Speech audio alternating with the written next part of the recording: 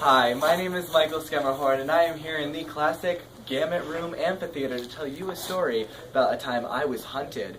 Now, typically when I run into an elderly person, I don't really bring my guard up. You know, they're old, pretty defenseless. So naturally, when I was sitting in Axon one day getting ready to write an essay with my best friend, we didn't really think that much when we saw an old man peering around the corner at us. I didn't get worried about it or anything. So I start writing my essays. I have my gummies, my caffeine, killing it, writing them pages.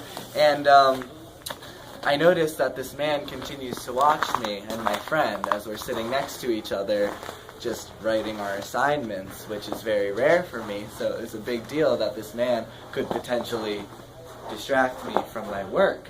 So I kind of look at him, afraid to make eye contact, thinking he's going to come talk to me. Well, I was too late. We saw him approaching us, and we didn't know that this man could very well potentially be hunting us, which we soon later found out. So he comes over and he tells us that he's lost. And we're in Axon Library right now. I had only been here a month. I had no idea what I was doing. So when he tells me that he needs help finding his house that he rented, his description was, I rented a room and a house in town. Okay, that helps a lot. So we pull up a map of town and we're helping him figure out where he could potentially be going. And he repeats the same thing over and over and over again to us. He has no idea where he was or where he's going.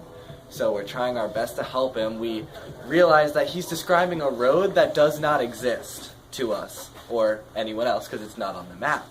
So he plops himself down right in front of us, takes my phone to talk to someone on the phone, and after he's done with this, he opens his magazine and he says, oh, I have some instructions of where to go.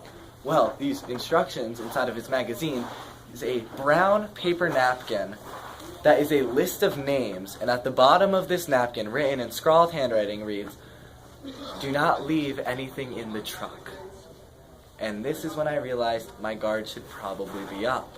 So I called public safety, and they came. After an hour that we had spent with this man, we finally called public safety.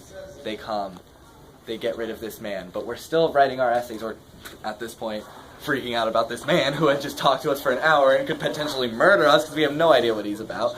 So we're sitting there watching public safety talk to him. We're watching him discuss the exact same things that he had already told us. He's repeating everything, the same 3 instructions. You have to go down this street, down this street, down this street, and then you're there. Well, we knew that already. They knew that already. They find out he's from the West Coast somewhere, and we didn't really know why he was in Vermont. So we figure out his name, which will come into play later, but we're watching them contact Middlebury PD. 4 cop cars come and escort this man away. 4 cop cars. So we're freaking out, telling everyone we know, because we just spent an hour with a man who was escorted away by 4 cop cars. So we decided to Google his name. Granted, this is not the same man, we don't think, but there were many murder records on file online for this man by the same name in Vermont. That's the story of when I was hunted by a geriatric man.